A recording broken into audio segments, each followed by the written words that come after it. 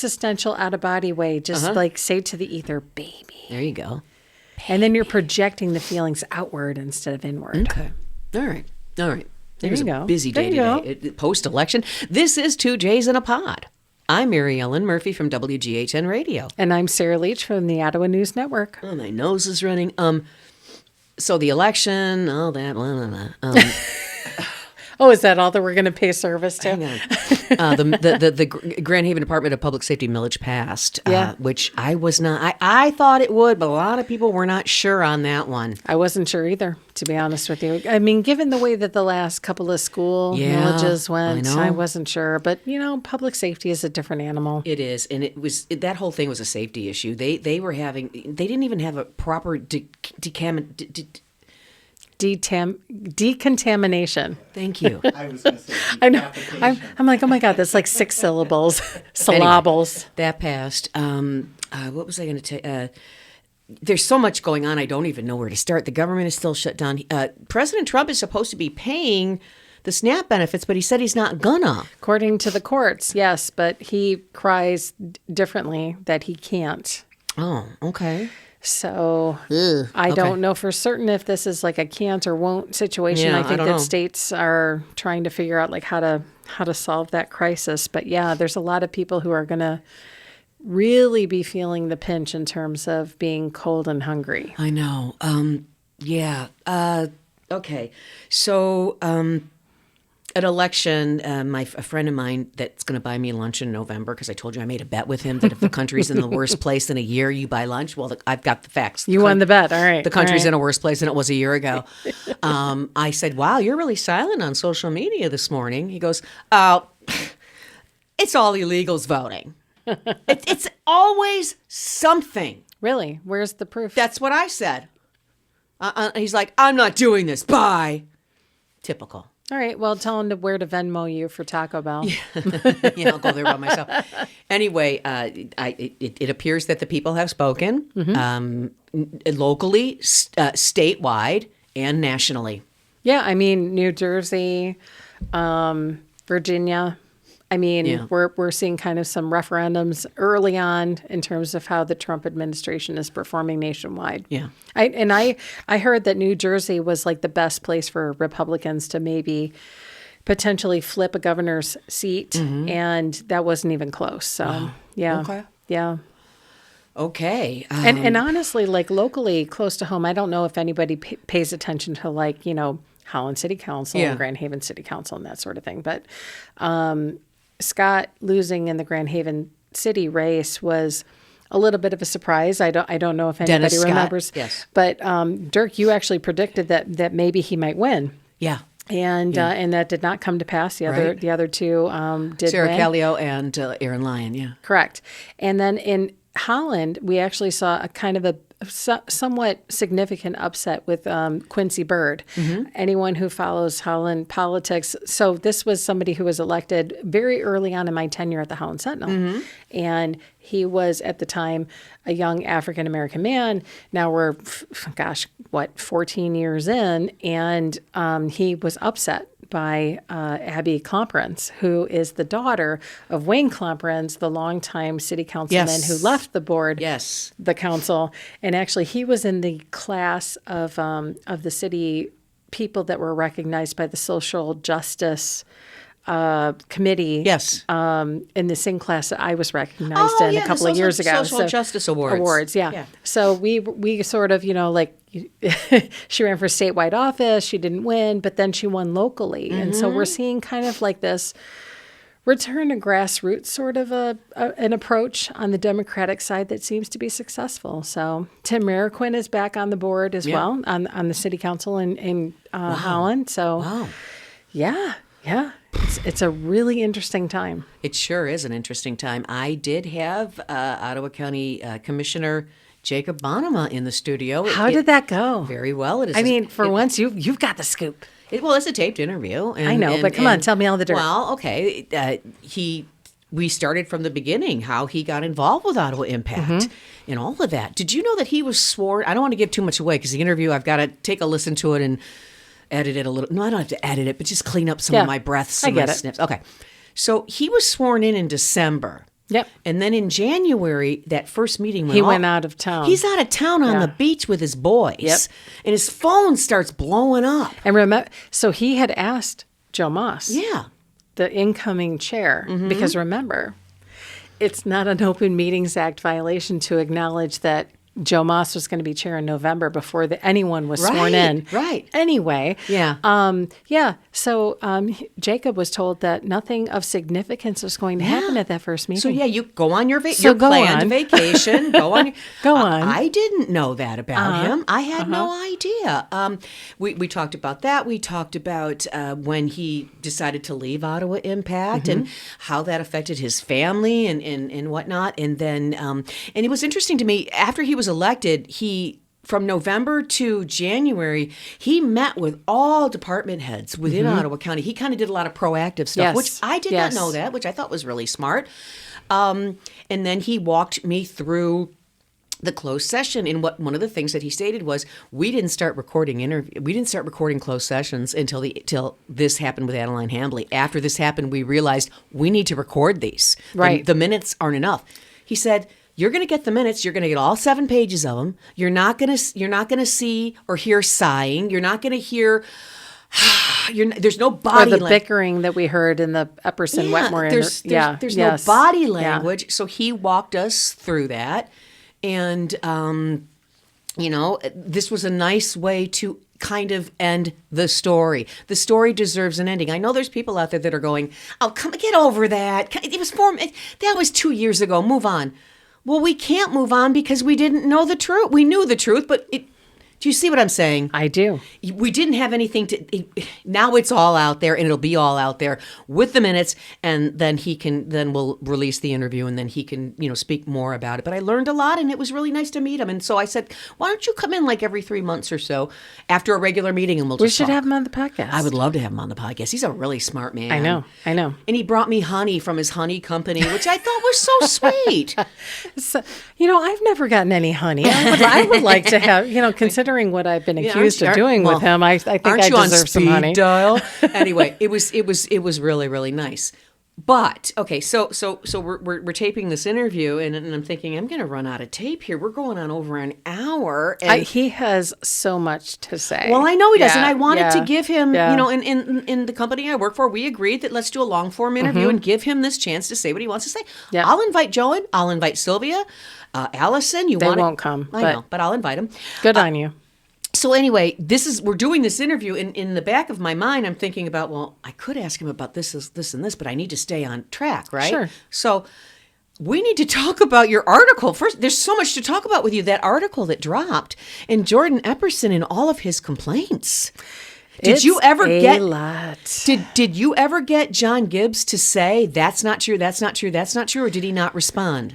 So I will say that just for podcast listeners, Yeah. and this is an exclusive, Okay. I did receive a text message from John Gibbs after the decision was made to disclose the Epperson complaint. Yes. So that was after last Tuesday. So like at the time of this recording, it's like 11 days ago. So he texts me and says, "Can you please give me a copy?" And I said, well, I mean, I would like you to respond to what's in there because there's a lot of concerning things about you. He never responded. And I can't have him respond unless I send it to him. So I sent it to him. I had to. Yeah. And I never heard back, which is sort of par for the course. It's like, we're only friends for a millisecond if he wants something from me sort of thing. But, it is what it is. Those accusations from his former aide, Jordan Epperson, wow. Those were a doozy. Yeah, and so I have a couple of thoughts about this. Number one is there's a lot of language in there about how information is taken in when you're first starting to be under the employ of a new, employer. And even if it's a public employer, because that's why we're talking about it, is because this is the stuff that is subject to public information. But if you really want to look at it, anything that I put onto my resume, anything that I put out to a prospective employer, anything that I put out on LinkedIn, anything that I put out on other job sites and portals and all that stuff, that is public information, my previous job history that I have chosen to disclose to the ether is public. And I just want to underscore to listeners that that is the only information that was disclosed about Mr. Epperson. That is not an actionable complaint. And the reason why is because if you want to bring an actionable complaint to a prospective or current employer, you have to not only show that they took an action that was harmful to you, but you have to somehow describe the harm. You have to quantify the harm. Did they demote you? Did they reduce your pay because you refused to do certain job responsibilities? Did they humiliate you with a bunch of witnesses? Did you file a complaint and it was ignored? Did you file a complaint and then a bunch of people witnessed it and then you're still like somehow it just kind of went into the ether? There's a bunch of different ways to kind of go about this. None of those things happened. It was always I know for sure that this would happen if I potentially brought this forward, but I never did. Okay. And so I'm sorry, but that's not fucking reality. Yeah. That you didn't do the thing. You didn't get denied the thing. The thing didn't get rejected. The thing didn't get miscategorized. It didn't get mishandled. It didn't get fully investigated and then rejected. Nothing happened because you didn't do the thing that is available to all of us in the world in terms of going to HR, going to a supervisor, going to an attorney. No, nobody's named, nobody's mentioned. It's all inference, innuendo. I'm pretty sure, I fully believe that this is what would have happened, and that is not actionable. Wouldn't A court of law would not award damages for any of this. exactly Ever. wouldn't Ever. had Nate Wolf seen that? Wouldn't he have told Joe Moss that? Yeah, if he were allowed to complete the investigation. Thank you. Yeah. I'm sorry, I keep bumping into things. Boom. I know we're flipping tables over here, but Real but that's the Housewives thing episode. is that Wolf says in his affidavit. So now we're on to like part 2 of like the disclosure of the documents. He says, I was contacted by Joe Moss. I was told to investigate this thing. I was told from the get-go to never contact county HR. Now, I will say fully to both of you right now in this room, I don't understand how this ever got off Jump Street. I don't know Nate Wolf personally. I only know him by reputation, but I don't know a single practicing attorney of credibility who takes on a job that somebody says, well, I want you to investigate something. And I am told to not investigate the other side of the equation. That's not normal. No, it's not. That's not accounted for in any of the documents that we've been provided. I don't understand how he took that job. I think that it's possible that he might be able to provide some insight farther down the road in some way, shape, or form with somebody else, but that has never been accounted for, and I do have an issue with that from Jump Street. Okay. But secondly, we're in the investigative process, and he interviews Jordan Epperson 3 separate times. And for one reason or another, it gets ended or truncated in some way. I don't know exactly why. We aren't able to close out the investigation, even just from the one end. I kind of feel like that was sort of intentional because we have this call that happens in late November, early December, that is from Joe Moss to Nate Wolf that says, terminate the investigation, send me the copy of the blank template for the severance agreements. We're going to be moving on. We're going to move to terminate. Now, Mr. Wolf says in his documentation, I explained to Mr. Moss at the time that there's a whole lot of liability here because you can't terminate somebody who's got an active complaint against you. This could lead into a bigger legal issue than what you might be anticipating. But that only becomes a problem if the first side doesn't know that it's coming. Do you know what I'm saying? So like, I've seen all of these social media posts of Joe Moss and Mr. Wetmore and Mr. Epperson who are still socializing as of September of 2025 on Mackinac Island per Brandon Hall's Facebook page. Yes. Thank you very much. But it's interesting to me that I mean, as the former board chair who was supposedly protecting the county from this multi-million-dollar lawsuit between two different people with claims that no one can possibly quantify or explain or document at the time that we approved the severance agreements, why I would be socializing with them 2 years later, at a conservative convention. I mean, you tell me how that makes sense. I mean, I honestly think that the viewership and the readership and the listenership will draw the conclusions that need to be made there. Wow. Nate Wolf. Nate Wolf. I know, poor Nate Wolf. He's probably like, oh my God. I'm sorry, Nate. I regret everything. I'm sorry. I live in Grand Rapids. Maybe I'll come by and see you. Okay. First of all, I don't know how Joe found Nate Wolf. Do we know how he found Nate Wolf, or did he just Google the best employment lawyer? Yeah, so Wolf actually had performed previous work for the county. Oh, okay. I don't know exactly what predates 2023, but do you remember when Bonnema made the complaint against John Gibbs? Remember when he said that John Gibbs was threatening and Get out of my face, dude! Yeah, the whole hostile work environment thing. Uh-huh. Wolf was tasked with investigating that particular workplace environment situation. Okay. So he does have history with the county. Okay. But he potentially could file a lawsuit against Joe Moss. I mean, anyone can sue anyone for anything. Okay. But I'm just saying that if I am an attorney that is worth my salt and if I've been practicing for 40 years or 30 years, I don't want to age Mr. Wolf. He's not that old. But, if I've got an established rapport in the legal community in West Michigan, I'm not going to really be taking that lightly. Okay. Yeah.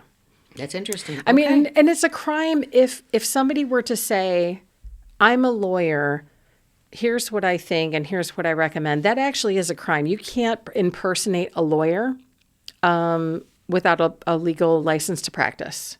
We've seen lots of different examples of that. I don't know if anybody remembers the whole case about Marlena's restaurant in Allegan during COVID. Yeah.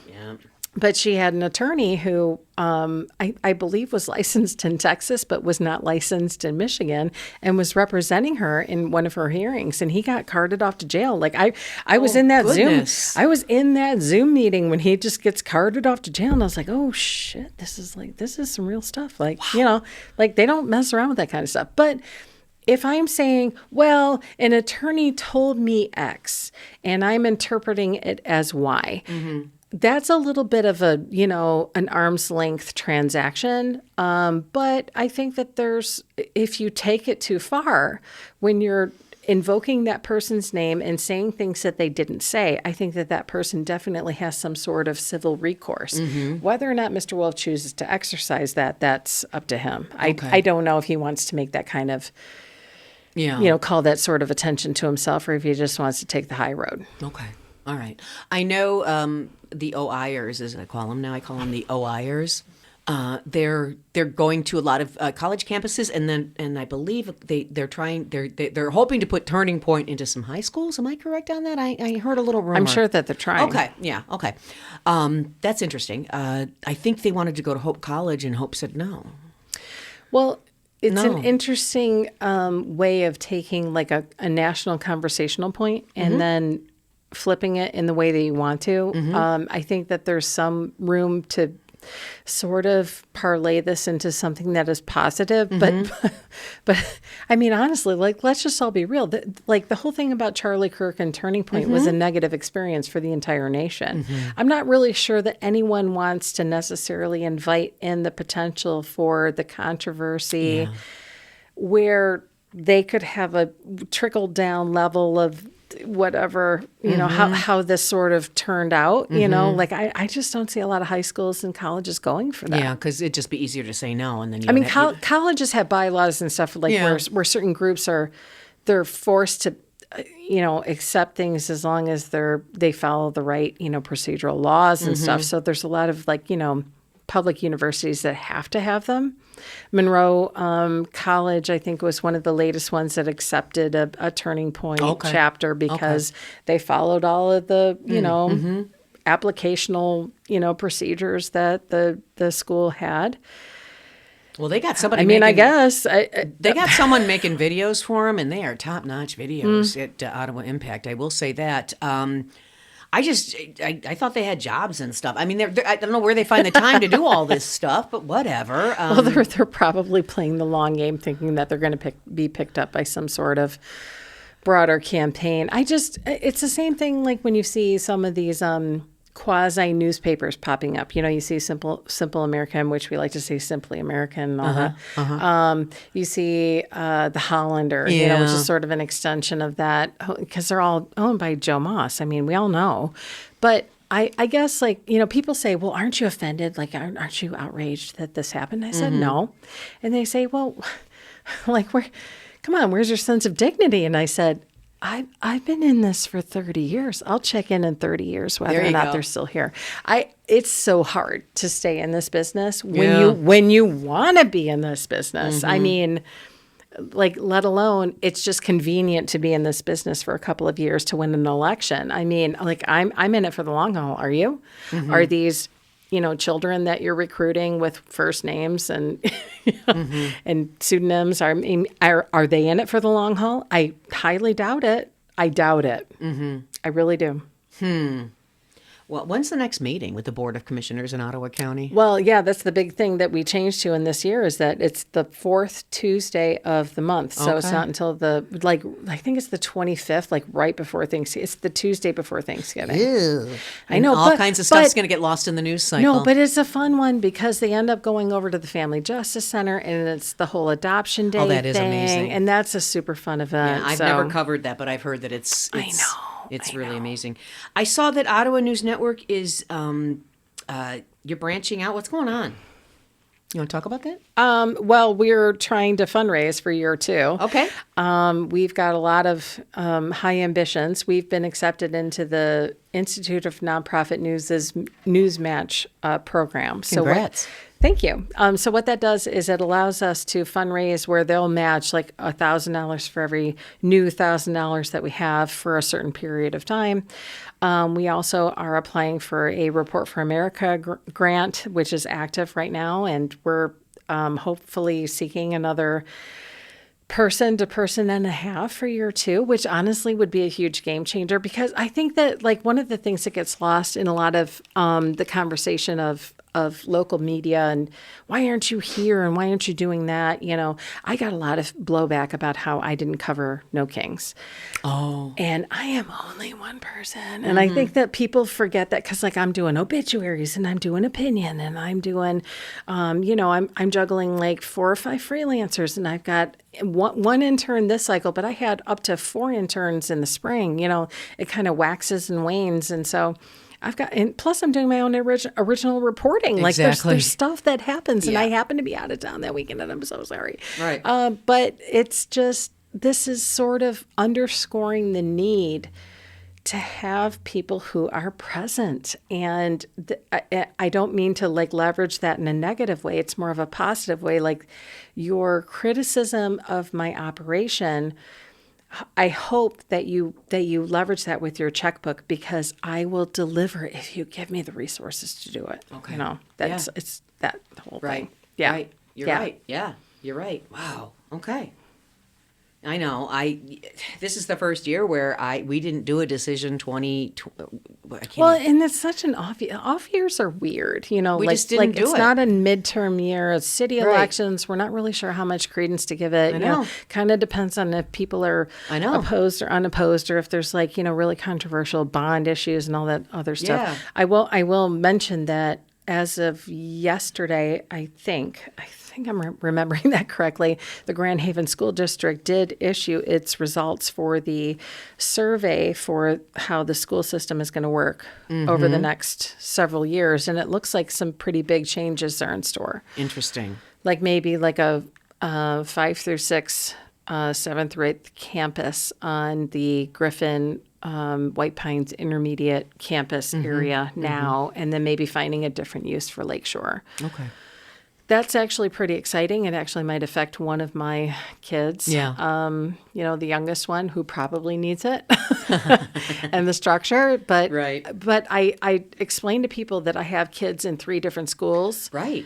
in the same district, and they literally make a triangle around town, and they're on 2 different time schedules, and so that creates a huge challenge, just parentally and also, employment wise, in terms of being able to meet their needs. Like if they're sick, if they need their water bottle or a homework assignment or their shoes for gym, like all that stuff. And you're doing you're a single mom, and so, I know there's a shared custody situation, but you're doing all of this at the end of the day when you tuck them in at night, you're doing it by yourself. Well, and at the end of the day, I'm the one who's here.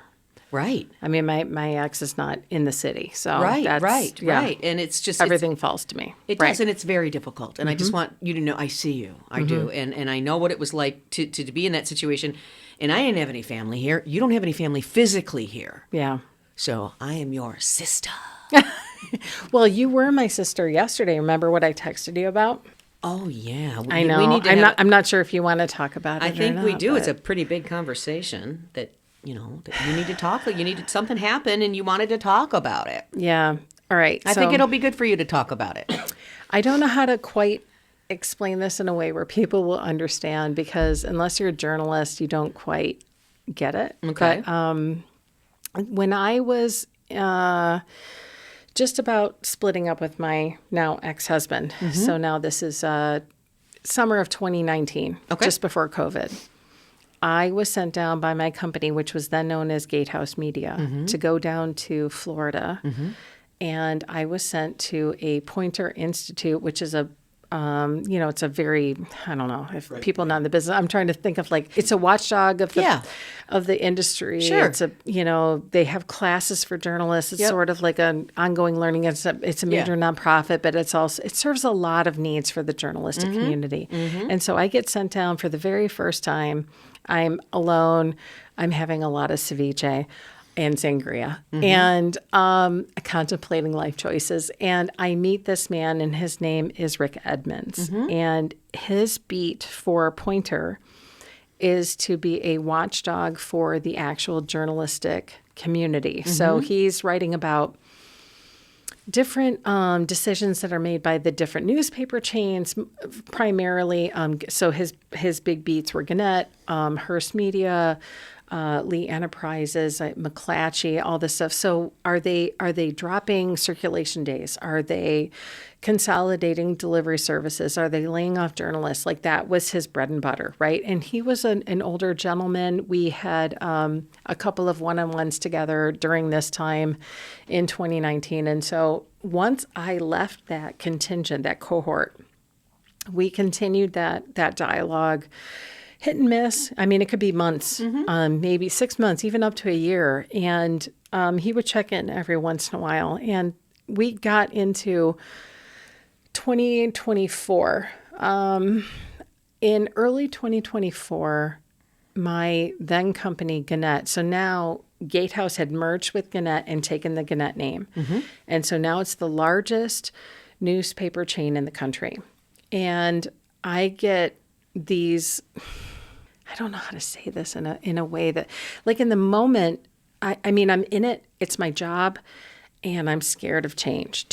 I just want to quantify that, because it's not like I was I wasn't acting out of fear. I didn't stay out of fear. I just acted out of, I didn't want to start over somewhere else. It was too scary. I'm being elevated into management positions. Isn't that a good thing? Shouldn't we all aspire to that kind of thing? But then it came with so much responsibility that it was literally choking the life out of me.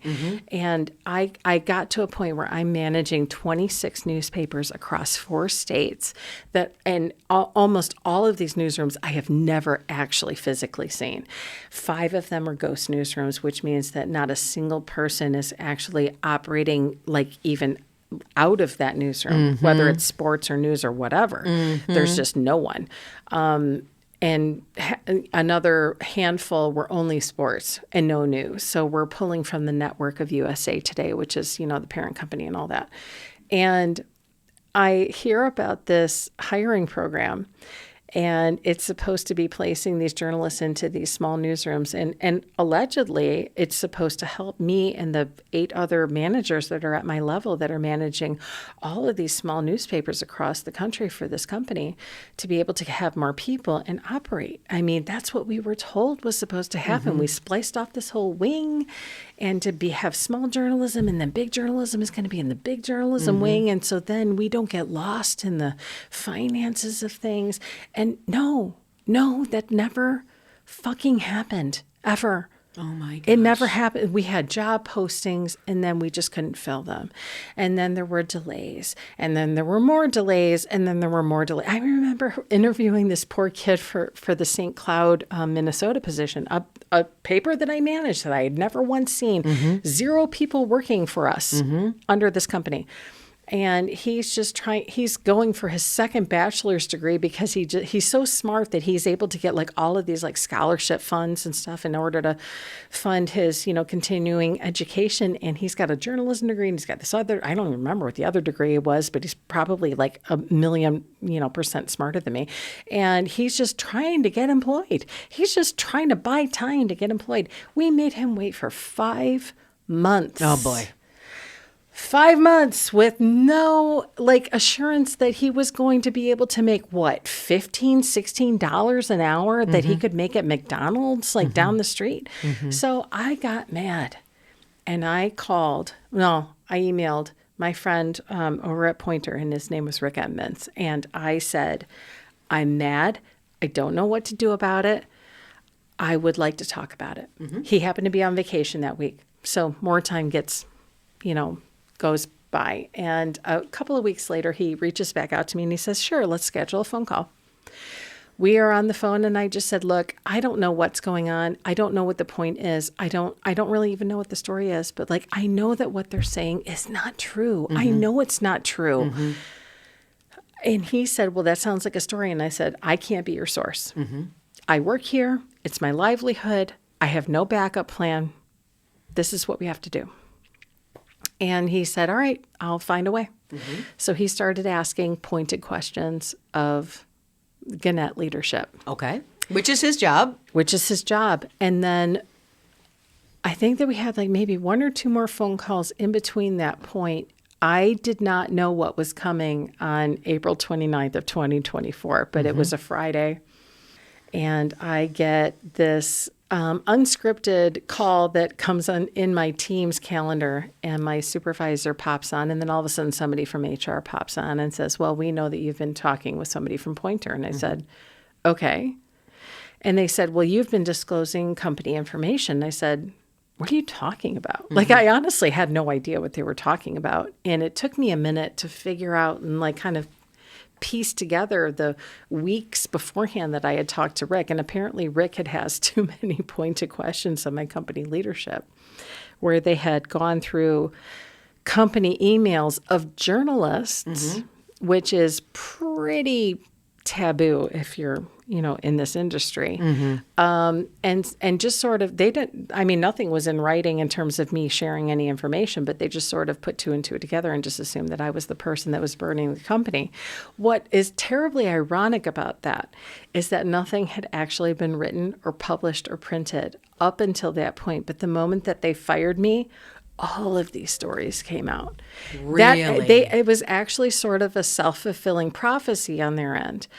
I had no intentions of being a named source in anything. No. But then once they did, and by the way, they fought my unemployment claim. So I never once got a dime of unemployment because they said that I willfully somehow share proprietary information, which is just laughable because my gosh. I've never been actually privy of a single thing that company has as proprietary, because they never told us anything that was going on. Oh my gosh. But other than the fact that they weren't hiring people, they said that they were and they weren't. And so I'm kind of going through this whole experience, and I remember calling Rick right after I got fired, and I said, what did you do? What did you say? Because I'm just flailing, right? And he said, I'm so sorry. I never asked anything that was inappropriate. That I've always respected how you wanted this dynamic to work. And I will say that the reason why I'm bringing this up is that Rick passed away on October 10th this year from complications of a car crash. Oh, no. How do you feel about all this? I have so many different feelings about this because in a lot of ways, Rick brought about my catharsis. Mm-hmm. But then he wrote about my reinvention. Yeah. He wrote about Ottawa News Impact. Mm-hmm. Ottawa News. Ottawa News Network. Yeah, Ottawa News Network. Sorry, it's okay. But it's the whole. He wrote about the Substack. He wrote about launching the new network, and then I was told by the Poynter leadership, and I will be interviewing with them tomorrow, actually, about his legacy, because I was told after all of this happened. And, we launch Ottawa News Network and we're kind of like off to the races and I'm moving on. And I am so incredibly grateful for all of that. I was told by Rick that was the second most read story of their website the entire year. Oh, my God. And so, and again, Poynter is sort of an internal journalistic, kind of thing. And so like journalism is like sort of their bag. Right. But I mean, I had alumni that went to school with me that used to work for me at the Holland Sentinel. I had somebody from the Indianapolis Star that is still owned by Gannett, where they wanted to try to Venmo me money the moment that the story hit. That because they didn't even know me. Like one person knew me, but because he knew me, everyone else felt like this isn't right. This shouldn't have happened to her. We want to help her. And I thanked them profusely. And I just said, just put that energy into doing good journalism because that is the whole point. And so I will give this interview tomorrow by saying I have a lot of conflicted emotions in terms of my own personal journey because do I regret anything? I guess if I had to avoid the whole thing and if it assured me self-security, maybe I would say yes, maybe. But it's really hard for me to do that knowing that I can speak my truth, I can share his truth, and I deeply, deeply respect his craft because I would have done the same thing in his position. I really would have. And so that's what makes me be on the side of Rick. I am so glad that he told my story, even though it was complicated, even though it had personal consequences for me. I don't begrudge him on any level. I'm thankful for what he did. I'm thankful for the legacy that he leaves, and I only hope that I can live up to it. Yeah. Wow, Sarah. That's coming full circle. I know. Wow. I mean, I got the email yesterday afternoon, and I have to, he passed, he died a few weeks ago, and I had no idea. And then I just started, like, my middle schooler is coming up the driveway into the house, and I'm like in mid-ball. Yeah. And he's like, good day. Oh, jeez. And I tried to explain to him, I said, well, the guy that technically got me fired, right, but then also saved me, passed away. It's a huge journey for somebody to take. And I'm so sad that he wasn't able to realize, sort of the recovery story and like the next phase. And he was only 78. And I wish that he was here to see it. Yeah. Well, you will honor his legacy when you talk to Poynter. Yeah. And it's Poynter with a Y, by the way. People want to look at it. And hopefully one day I can live in Tampa and work at Poynter. That would be kind of nice if I ever make it out of here. Well, that might Sarah, That's after the book, right? Of course. It's after the book. Oh, the book. The book. Dirk will be heading out of town. He's got a book tour that's going to take you out west, right? He's nodding his head at a podcast. Why does he not have a mic? He's nodding his head in a podcast. I think he doesn't have a mic because he doesn't want a mic. He doesn't want a mic. Yeah. No. Actually, there's a mic. Oh, there's a mic As right he points to the mic that's not working. Yeah. Anyway, I don't know what else to talk about. I don't know. Gosh, Sarah, that's something. Wow. I know. And I think that one Yeah, of the I- things that the editor of Poynter was telling me is that Rick was particularly proud of this sort of last manifesto over the past year. And I mean, I think he wrote 3 or 4 stories about it, and he and I went through a complicated journey. And I will say definitively at the end of this rainbow, I'm glad that it happened. I'm glad that I was able to do that. I'm glad that I was able to bring attention to it, and I'm fine with talking about it. Wow, some tears included. Yeah. Wow. It's interesting. I left you a long voicemail the other day. I'm so sorry. I got triggered. I saw a picture of someone that used to be in my life, and it triggered all this shit. And then I looked back on it, and I realized I wouldn't be who I am today if it wasn't for what I went through. Okay. So it was so then it turned into this, thanks for everything that you did for us, and I'm glad that I met you because I am the person I am today because of what I went through. I'll leave it at that. Right. Okay. Even without all the Yes. yeah. I'm just a ball and oh my God. I understand. Yeah, I understand. I just, it's just one of those things. We meet people in our lives, and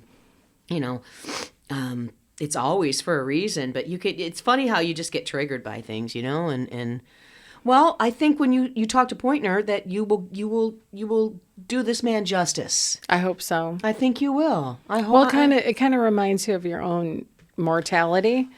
Like if I were to be struck down with a bus tomorrow, I hope that you guys would say the same thing. Yes, and let me say this. Okay, Dirk, you're young. I've been doing this lately. When I see somebody die at 82, I do the math in my head, and I go, okay, I'm 62, so that's 20 years from now. 20 years from now, I might not be here. Or when I see somebody pass away at 78, and they say, oh, that was a good run. All right, I'm 62.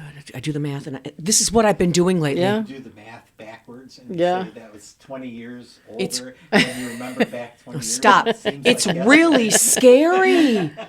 I'm scared. Although I will say that I have met people who are in their 50s and their 60s who don't necessarily have some of the experiences that we collectively have. That's true. And while I am thankful that they didn't necessarily live through some of those because some of those are negative Oh, experiences. for sure. I am happy for being on the flip side, like the back end of going through that and learning the life lesson that, I was taught. Yeah. And so I can't ever regret being wiser. That's Because true. it's the only way that you can reconcile with really negative things. You know That's what I true. mean? Wow. We went deep today. I know. Well, it's not, we went what was it? How many podcasts ago where we talked about our Me Too experiences? Oh, I know. I know. I It's know. a lot. Yeah. It is. Yeah, and oh God, I've worked with some creepy guys. Oh God, I don't want to get into it. And one day we'll talk about our ex-husbands. Oh, for crying, and let me just say this. I'm just going to throw this out there. The holidays are coming up, and anybody that is, that you're a blended family, you share custody. A lot of times there's one parent that can't see the forest through the trees, and it's really frustrating. And I just want people to know that I see you, I hear you.